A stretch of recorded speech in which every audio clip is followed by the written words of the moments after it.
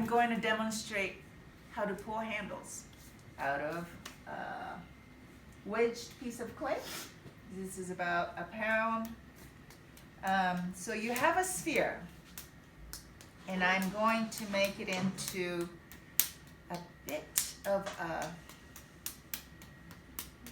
cone shape. Tap, tap, tap. I used to call this a tomahawk shape, but I stopped calling that because nobody knows what a tomahawk shape is. But see, like if you, like this, it's kind of flat here and then pointy this way, and a tomahawk would have a leather strap here and a stick down here. So anyway, make it long a little bit like this so that it's easy to pull, basically. People kind of forget it and then start from a sphere, and they say, it's so hard to pull it. It's because you didn't start right, okay? So, wet your hand with your clay, and then you kind of squeeze it down little by little.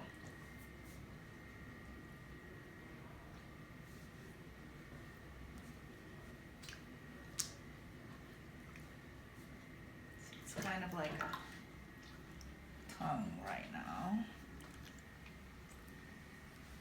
And notice that I'm not doing this, okay, like drawing from the same place over and over, making one indentation, because that would make it very flat and wide. So I'm kind of making sure these corners stay round. I'm changing directions.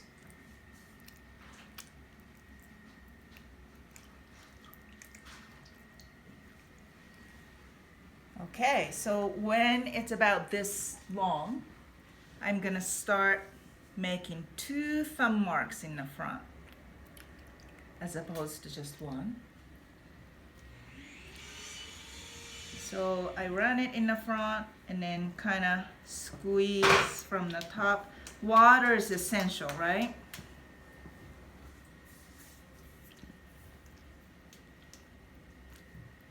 Okay, so pull, pull, pull. Getting longer.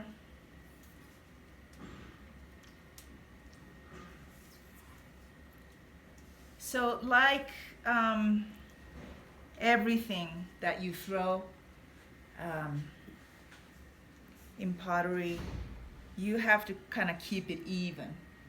When you have a thin spot, that's where it breaks and you can't pull anymore. So keep it even and get it pretty thin.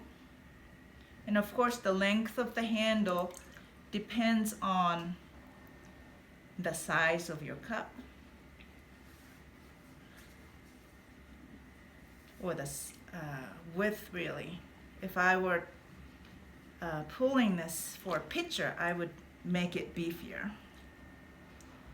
But I'm pulling this for a mug. And this side would be the front side of the handle. Okay, and that's why I made 2 thumb marks, because this ridge would be attractive at the attachment. And the reason why you pull a handle as opposed to, say, like make a coil, it makes a kind of handle that's that looks more natural on the thrown body of a pot. So, you know, you want the handles to kind of fit like it was always there. And this is a good way to make a handle like that. So I cut it on the thick side, okay?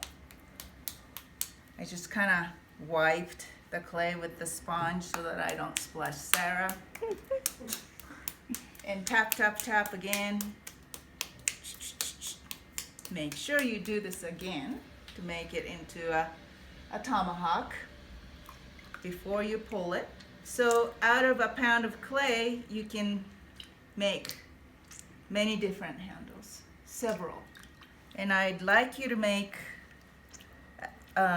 you know, 2 per a mug, you know, because you just, well, number 1, you need practice.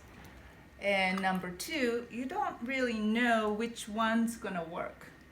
Okay, so it's good to have many rather than just one, okay?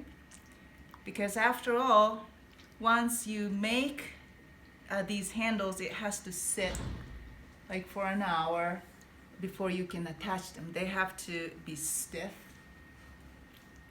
Okay, so as I'm talking, I'm doing exactly the same thing for my number 2.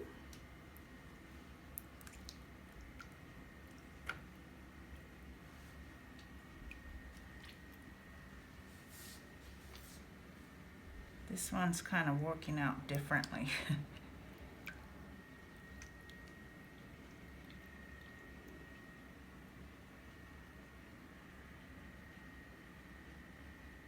Okay, so it doesn't feel as good to me for some reason, but you can't make it better